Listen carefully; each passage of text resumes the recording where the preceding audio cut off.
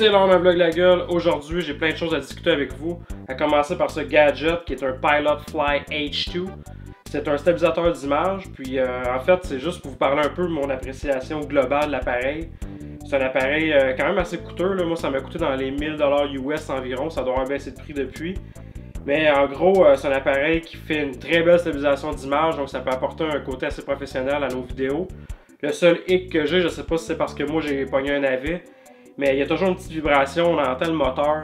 Donc quand tu vlogs avec un micro comme ça, là, ben, on l'entend un petit peu en arrière-plan, puis moi ça m'achète personnellement. Mais sinon, quand tu as du contenu, juste mettons montrer du visuel intéressant, tu n'as pas besoin d'audio, ben, ça peut être vraiment une option intéressante, malgré que pour quelqu'un qui veut juste faire la vidéo comme ça, je conseille plus d'acheter peut-être un trépied d'être stable plutôt que d'acheter un appareil comme ça, parce que c'est assez dispendieux dans un budget. Je vais vous montrer comment balancer son appareil, puis honnêtement, c'est pas très user-friendly, ça prend quand même plusieurs tentatives avant de bien maîtriser ça. Alors, pour commencer, il faut enlever le capuchon, parce qu'il faut avoir le poids, le même poids au final, sinon dès que tu changes quoi que ce soit, là, tu débalances l'appareil. Je vais le tourner du bon côté.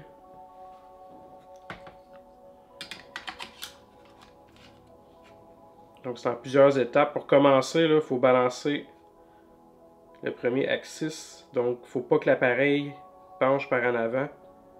Jusqu'à temps qu'il soit... Des fois c'est une question d'1 mm ou 2. Là. Vous voyez comme là, ça a l'air bien bon. Je serre.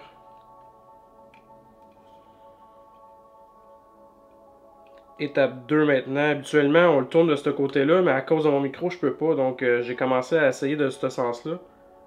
Ça m'a l'air de faire la même chose. Donc c'est d'ajuster ce bras-là ici.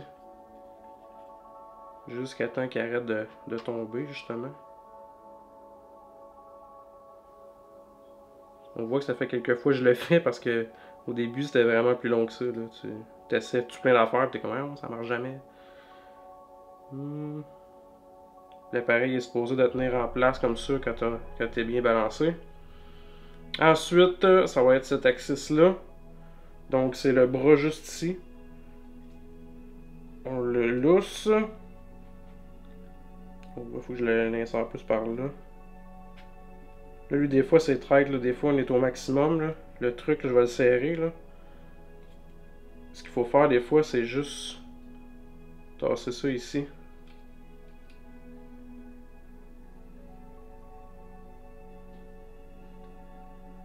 Puis là, ce qui arrive, c'est que on va être obligé de recommencer l'étape 1.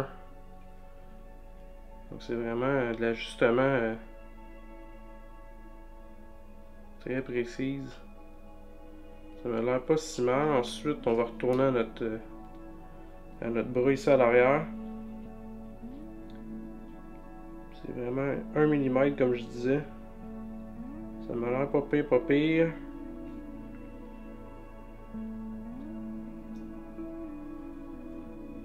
Et pour terminer, ça va être le bras juste ici. Lui, c'est qu'il faut balancer sur le côté. Là, il tourne par là. Ça veut dire que le bras, faut qu'il soit plus à l'avant. Un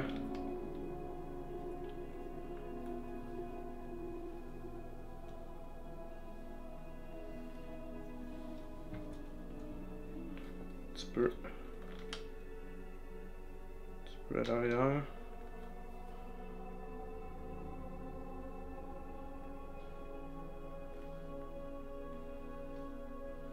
Donc, ça m'a l'air quand même bien. Premièrement, il faut allumer son appareil avant d'allumer le stabilisateur. Pour la simple raison que ça va faire forcer le moteur ici. Donc, je commence l'enregistrement et j'allume. On débute la stabilisation. Donc, je vais vous montrer en même temps ce qu'on voit dans l'appareil. Vous allez voir, ça stabilise vraiment bien. Je peux contrôler ici avec le joystick. En passant, la GoPro, là, ça fait une image sublime à l'extérieur, mais à l'intérieur, c'est de la total shit. Ça gère pas du tout les faibles luminosités. Tantôt, j'ai parlé du bruit vraiment présent en background du moteur. J'ai trouvé une solution qui réduit quand même considérablement. C'est pas parfait par contre. C'est plate parce que j'ai acheté ça pour faire du vlog. C'est que pour avoir un micro avec la GoPro, ça prend un adapteur comme on voit ici. Puis au départ, je prenais l'élastique puis je l'attachais au micro. Puis ce que j'ai remarqué, c'est en écoutant comme il faut, je me suis rendu compte que le bruit traversait tout le stabilisateur jusqu'à la GoPro, puis ça faisait le bruit encore plus fort dans le micro. Donc depuis ce temps-là, j'ai commencé à le mettre ici. C'est déjà moins pire. C'est pas parfait, mais c'est quand même une belle amélioration. Là. Je vais aller à l'extérieur, vous montrer du visuel. Ça va vous donner une belle aperçu avec la GoPro de ce qu'on peut faire avec ça. Me voilà dans le rang Tétro, près du 4e rang à Actonville. Belle petite forêt dans le coin. Je vais prendre quelques petits extraits visuels et puis un peu de drone en même temps, vous montrer ça.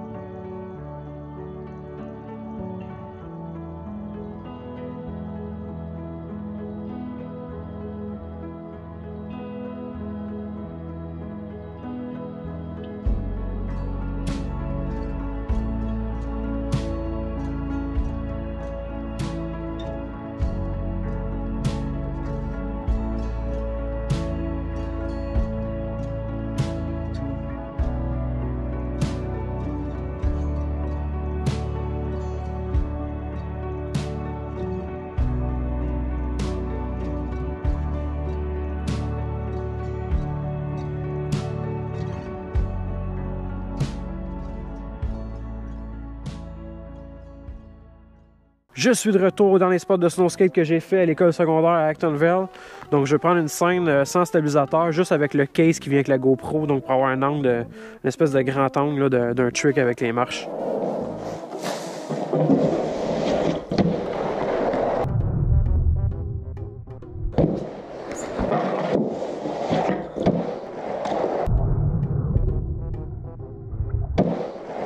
Maintenant qu'on est de retour à la maison, je voulais vous présenter ce bidule que j'ai fabriqué moi-même. Donc c'est un DIY Macro Photo Ultra Super Zoom. En fait, c'est que je me suis trouvé une ancienne lens qui allait sur un appareil argentique. Et puis j'utilise la méthode inversée. Donc pour ceux qui ne savent pas, quand on prend une lentille, puis qu'on l'inverse, donc on ne peut plus la fixer, mais ça fait un effet de zoom. Donc j'utilise ce procédé-là avec un tube de carton que j'ai peinturé noir, pour avoir le moindre reflet de lumière, quoi que ce soit. Et j'utilise le cap qu'on met quand on n'a pas de lentille pour fermer le boîtier que j'ai mis ici. Donc je vous montre à l'instant.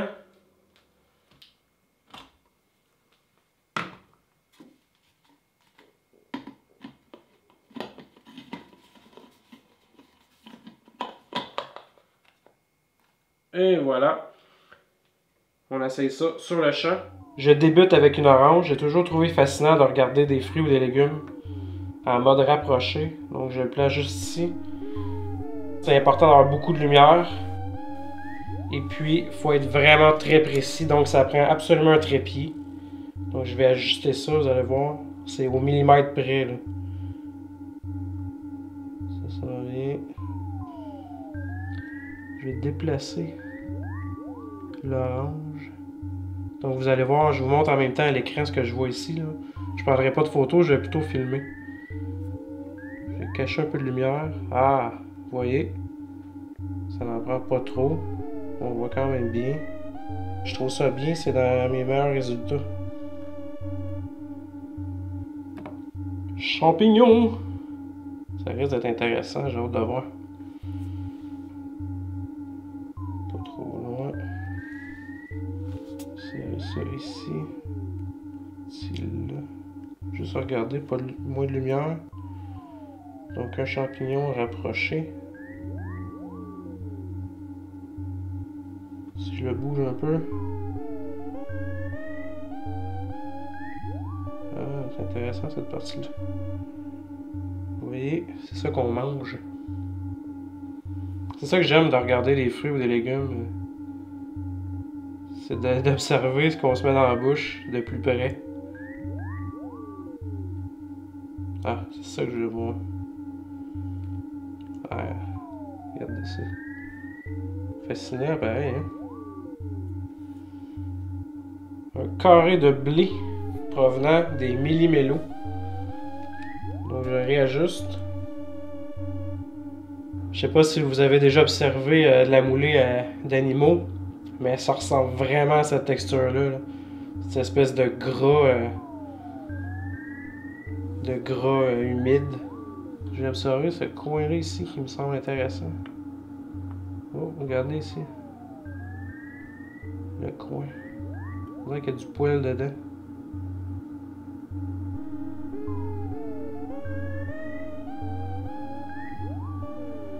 Ouais, à date, c'est dans mes préférés, celle-là.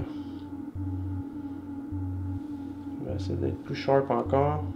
Vous voyez toutes les particules là, de sel et de fromage. Tentons maintenant l'expérience avec un dissous. Ce que la plupart des gens aiment bien observer. Donc là, évidemment, je suis trop près.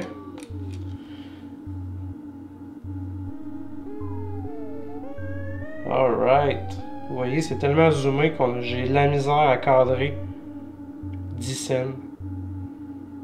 Donc on voit très bien. C'est écœurant, j'adore ça.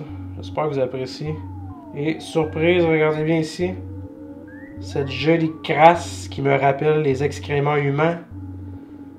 Donc, vous voyez, de montrer à vos enfants là, à quel point c'est important de ne pas se mettre des sous dans la bouche, bordel. Il y a beaucoup de choses là-dedans, je serais curieux de savoir ce qu'il y a là. C'est sûrement pas seulement du caca, je vous laisse vous imaginer la suite. 1979. Je vais le tourner de bord. Pour regarder cette petite tronche. Bonjour. Vous faites quoi ce soir? À part exploiter votre peuple. Cool.